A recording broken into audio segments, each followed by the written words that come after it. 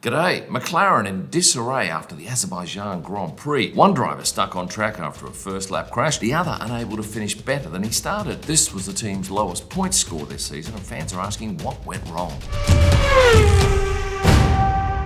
This race was a disaster for McLaren. They scored just 6 points. Their previous worst was 12 back in Canada when Lando ran into the back of Oscar Piastri. If we go to race day, Oscar's mistake at turn 5 was out of character, just like his mistake in qualifying. Now that crash was at turn 5, which is about 800 metres away from where I'm sitting right now. But it looked like Oscar was going to have to spend the entire race sitting in this marshal's chair. But for those of you thinking, why didn't he just walk back along the track? Surely there's a moat, which is an area that we work in, between the track fence and the crowd fence. Well, there is. But at some point, he would have had to have got out of the track and walked back through the streets of Baku on his own. So let me take you now to turn 5 and I'll show you what actually happened. Now this is the point at which Oscar crashed. The marshals have directed him to this spot where he sat on that chair, overlooking this section of the track. And you'll notice too that there are no markings on the track anymore. That's been cleaned up overnight. Now he is able to watch the race on a phone, which I believe a marshal gave him to use. And because it wasn't a heavy hit, the medical car wasn't sent out. So he was stuck in that spot. There was no way for the team to contact him. He couldn't contact the team. So back in the paddock, his press officer, Sophie, and his security guard are trying to work out how they can get him back. They contacted the FIA, but the FIA had no idea as they don't come out to this section of the track. It's the media and the marshals that know how tricky it is to get a driver back from this spot. He did get back, and this is how he did it. Now, thanks to Bitdefender for sponsoring this video. I did a recent live stream from 35,000 feet on my way to the Netherlands for the Dutch Grand Prix. And even up in the air, I have to be vigilant about staying safe online. Even being above the clouds doesn't stop the threat of a cyber attack. That's why I use Bitdefender Premium Security. It's a fantastic all-in-one plan offering you complete security and enhanced privacy, from advanced threat defense and a fully secure password manager to email protection and unlimited VPN. It has it all. However, my favourite feature is the AI-powered chatbot Scam Copilot. I can simply copy and paste a suspicious link or message, or give a brief description of my concerns, and I have an answer within seconds. If you're looking for a product to give you total peace of mind when you're online, I can't recommend Bitdefender Premium Security enough. But you don't have to just take my word for it. Their impressive collection of accolades speaks for itself. Find out more by clicking on the link in the description. Florent Gooden is a very good photographer, works for DPPI. I had a look at his Instagram last night, and this is how I came to know what happened. So he's hightailed it to turn 5, and when he got here, this is what he saw: an empty chair. He thought he'd missed it, but as he'd come around this corner, he's seen Oscar walking back with a marshal this direction. During the event, this is a closed-off street, there's gates there, and that wasn't there yesterday. That's where Oscar's car was parked. Around lap 17, this shot comes up on TV, and suddenly, Sophie, the press officer, realises he's sitting there. There was plenty of conversation about how they would get out here. Was it possible? Yes, it is possible, but it involves walking through the city streets. For an F1 driver walking through the streets, that's fraught with danger, but luckily the streets are very quiet when the race is on here. That was the cue for his security guard to hightail it out here. When his security guard gets to turn 5, he hasn't got a tabard on, so he can't make it into the moat. So he has to beg for one of the marshals to let him in. Now Florent's got his camera there. Imagine that's Oscar Piastri, and I'm the lady in blue, and that is all covered with purple material. Oscar's now in the public area, and a walk of 1 kilometre awaits him. He walks past Miram Kids, head down, and on Sunday there was no traffic in here, so Oscar has the complete road to walk down. Now he needed to cross the track, but you can actually get underneath the track using this underpass here, which is in the general public area. At this point he's about halfway back to the paddock, and he passes the Lamborghini dealership. And straight ahead of us is the paddock.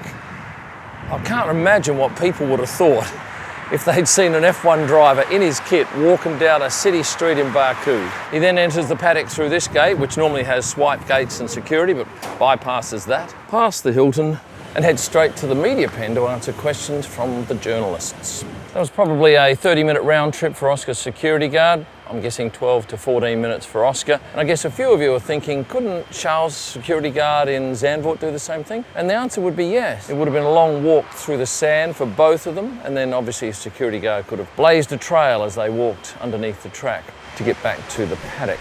in Parc Fermé, there was plenty going on. Of course, we had Carlos Sainz's first podium. He's had a podium with his new team earlier than Lewis Hamilton's had with his, if you discount the sprint race win in China. Now, you probably saw on TV Carlos running to his team and expressing his love for them. After the press conference, I followed Carlos back down to the celebration where all his team were waiting. They were gathered there, and then Gigi, or Pierluigi, who is Carlos's trainer, had hold of this fire extinguisher. What is going on with that? I didn't know. Some of you probably do. I'll get to that in just a second. But after they'd done their couple of shots with the group cheering and carrying on, of course, James Vowles popped out, as Alex Albon did too. Then it was time for the celebration, and everybody got wet, including James Vowles. Then somebody suggested that Carlos should be put on the shoulders of one of the crew. Well, two of the crew took that up. Initially, he said, no. But his pleas went unheard. He was hoisted up, photos taken, and then he got down. Then I noticed one of the crew was chasing another one with a bottle of champagne, and there was a mad sprint going on around the back of us. It was crazy, but there were no broken trophies. So getting back to this fire extinguisher, that comes from Bahrain 2024. They went to celebrate, but they couldn't find any champagne. So somebody grabs a fire extinguisher and they use that as their mock champagne bottle. So yesterday, Pierluigi's decided to bring that out for the team photo, which got everybody laughing. And then when everybody went back to the hospitality suite, Pierluigi, Carlos, and James posed for this picture. So my question is, next time he's on the podium, will they be bringing out the fire extinguisher? Could well be. And while there was plenty of spraying of champagne both on the podium and in pit lane at the celebration, eventually the hospitality staff brought out trays of plastic glasses, not filled, but with a taste of champagne in them for all the crew to enjoy, after which they continued packing up. Meantime, back at the hospitality suite, Carlos is getting hugs from his engineers, and then he and James did a whole lot of video recordings for their sponsors and team. But did you notice this sticker on the back of Carlos's helmet that also appeared on Carlos's trophy? Let me tell you a bit about that sticker for those that don't know. It was designed by a young superfan from the UK, Thea. You might remember the sparkles or sprinkles. Well, this is the resultant sticker. So I imagine Thea's pretty happy to see that beamed all over the world. They're doing interviews, and Carlos, and to a lesser degree James, are just reeking of champagne. I did ask one of the crew, are there showers upstairs here? And they said no, they're going back to the hotel, which is the Marriott across the bridge, to have a shower before they take off on their flights. So there were no celebrations for Carlos and his crew.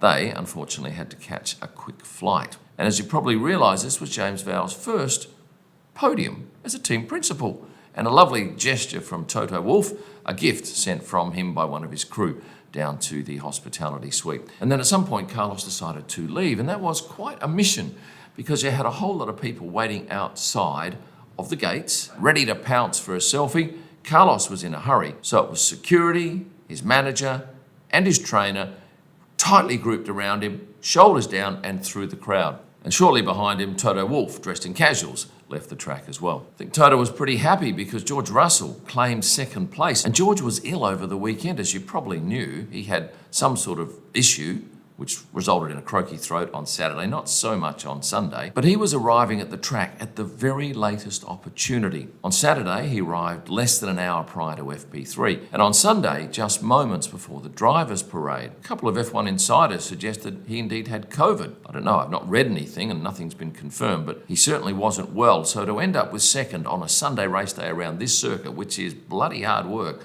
was quite an effort. In the paddock afterwards, Max caught up with him as he walked past and just inquired about his health. And if you watch the podium celebrations, he wasn't exactly jumping out of his skin. He was quite measured, reserved. And then at the end of the day, he didn't even get changed. He just left for the hotel room in his race suit. But I'll go back to Saturday when George was coming down the hospitality suite stairs on the way to FP3.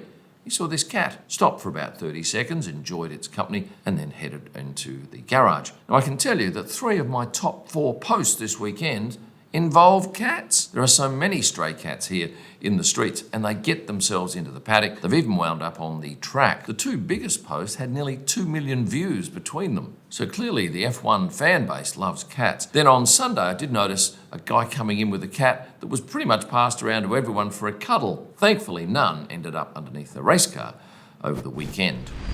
And of course, we can't forget Max Verstappen's win. sensational effort in qualifying and just put on a clinic for the fans on Sunday. Let's go to the Red Bull celebration. Well, it's not Red Bull, it's really Team Verstappen, as George said. Their celebration in pit lane afterwards was great, as it always is. But I did notice these two women here. Who are these people? Now, some of you may know, but for those of you who don't, this is Jos's mum and sister, Max's grandmother and auntie. But they were allowed to leave the celebration before the Red Bull was whipped out. And when it was, Yuki made a beeline for the camera, because that stuff is worse than champagne when it gets on you. Was it windy? Oh, very windy, particularly on Saturday. We had an incident in the paddock where these umbrellas went over in one huge gust. Very lucky people didn't get hurt there. See, these fences, normally they have signage on them, but with the signage up, it was acting like a sail. So in the end, they decided to roll all of that signage up and just stick it along the top there. Much safer to do so. But the funniest thing wind-wise was out in Parc Fermé after qualifying on Saturday. You know those big boxes, 1, 2, 3, that they have positioned? They're on wheels. And one of them just took off with the wind. The guys managed to catch the other two. But this one just headed off at a rate of knots. Luckily, Katie was there to grab it and return it to its spot. Now, I imagine some of you didn't see the national anthem on television. I can tell you I was shooting it front on with the drivers, and through my viewfinder, I was seeing all of these drivers with big grins, smirks, laughs on their face. Now, initially, I thought they were laughing at Azerbaijan's national anthem, but that's not the case. Their laughter was reserved for the kids down the front, who were singing so loud and with such verve and enthusiasm that it was indeed hilarious. And that's something we don't see too often, kids shouting out that national anthem. Now, something a little bit unusual. This woman here was kicked out. Why?